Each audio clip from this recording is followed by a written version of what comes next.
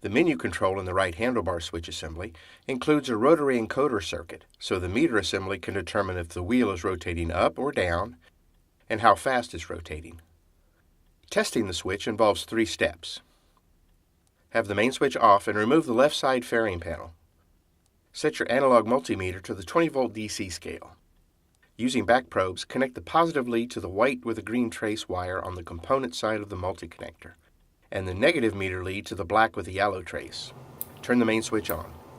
Slowly rotate the wheel switch up, going 1 click at a time. The voltage reading should alternate from more than 5 volts to less than half a volt with each click of the wheel switch. Now slowly rotate the wheel switch down 1 click at a time. The voltage reading should again alternate from more than 5 volts to less than half a volt with each click of the wheel switch. Set the main switch off and move the positive lead to the white with a black trace wire, again on the component side of the connector. Turn the main switch on. Slowly rotate the wheel switch up.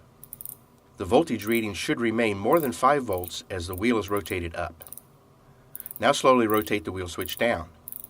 The voltage reading should remain less than half a volt as the wheel switch is rotated down.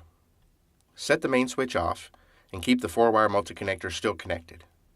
Switch to resistance settings and connect the positive lead to the red wire and the negative to the black with the yellow trace, again component side color codes. With the wheel switch not pressed in, the resistance reading should be around 5,000 ohms. When the wheel switch is pressed inward, the resistance reading should be less than 1/2 ohm.